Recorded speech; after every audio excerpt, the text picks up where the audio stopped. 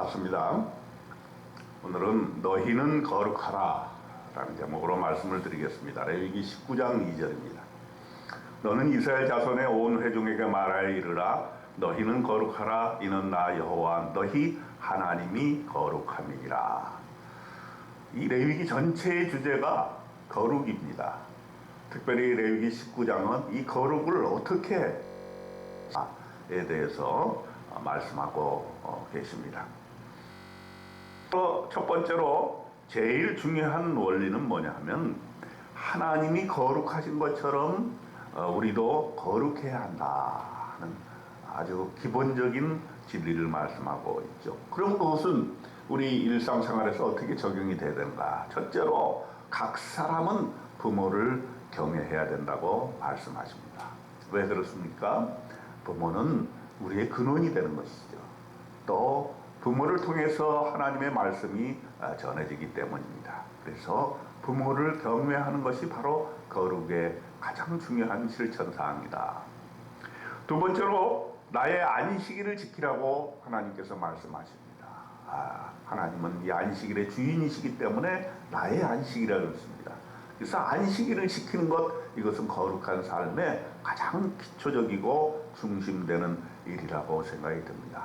여러분, 주일 성수가 거룩의 가장 중요한 표현이다 이렇게 생각하시고 주일날 교회 나와서 하나님 앞에 꼭 예배드리는 습관을, 거룩한 습관을 잘 정착시키시기를 바랍니다.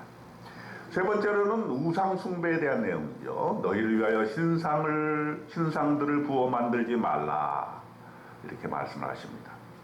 이 우상 숭배라고 하는 것은 하나님 이외의 것을 섬기는 것을 말하는 거죠.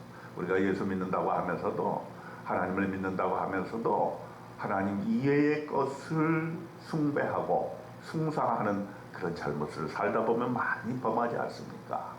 욕심 부리고 돈을 많이 벌고 또 자리를 탐하고 또 명예를 탐하고 이러한 것들, 하나님 이외의 것들에 대해서 가치를 두고 중심을 두는 것, 이것 우상숭배 하지 말아야 된다.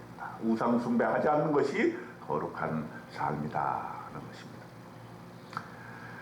그리고 긍휼의 마음을 가져야 된다는 것이죠.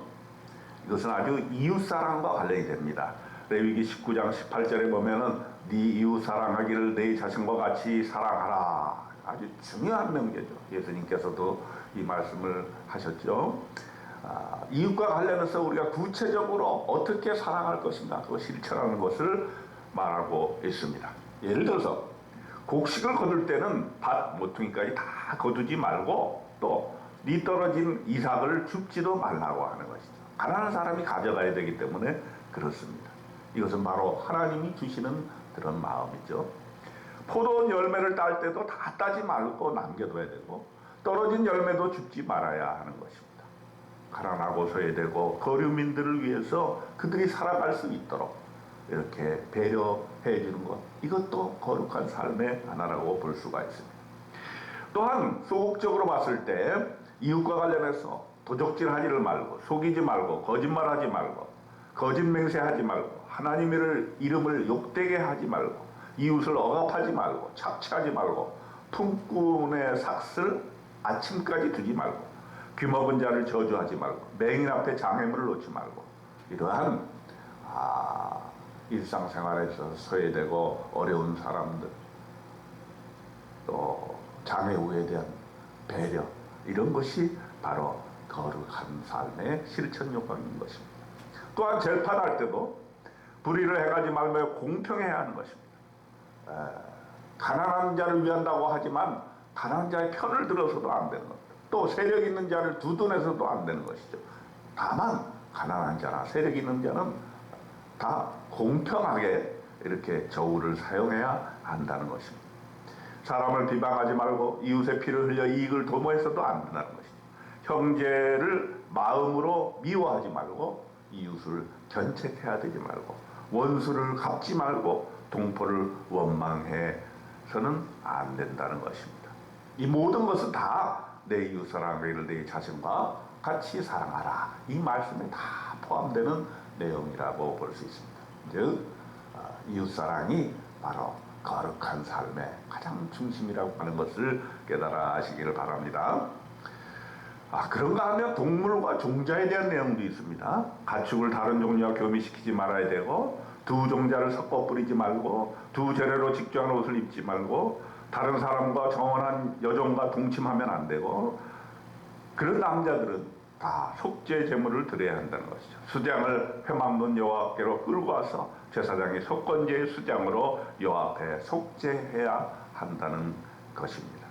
또 과복을 씹을 때도 3년 동안은 할례 받지 못한 것으로 여겨서 먹지 말아야 됩니다.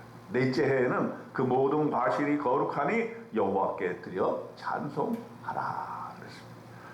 이제 다섯째 해에는 그 열매를 먹습니다. 그러면 그 소산이 풍성하게 된다.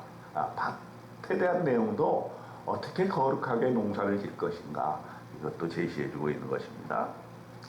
기타 규례들을 말씀하고 있습니다. 핏째 먹지 마라, 점을 치지 말라, 술법을 행하지 말라, 머리카락을 둥글게 깎지 말라, 수염 끝을 손상하지 말라, 죽은 자 때문에 살에 문신을 하지 말라, 딸을 창녀되게 하지 말라, 안식일을 지키고 성소를 귀하게 여겨라, 신법한 자와 박수를 믿지 말고 그들을 추정하면 안 된다. 노인을 공경하고 하나님을 경외해야 된다. 이렇게 얘기합니다. 또 거류민을 학대하지 말고, 너희가 애굽 땅에 있을 때 거류민이었다는 것을 기억하라 하는 것이죠. 자, 이 모든 아주 자세하고 세세한 거룩한 삶의 내용들을 우리가 잘 참여해서 우리가 일상생활에 이 거룩이라고 하는 것은 아주 거창한 무엇이 아니고, 일상생활을 하나님의 뜻에 맞게 잘 구체적으로 적용하면서 살아나가는, 또 이웃사랑을 하나님 사랑과 더불어서 실천해 나가는 그런 귀한 삶이 바로 거룩한 삶이라는 것을 깨달아 알아서 저와 여러분은 이렇게 아름답고 거룩한 삶 오늘 하루도 살아나가시기를 주님의 이름으로 축원드립니다. 아멘.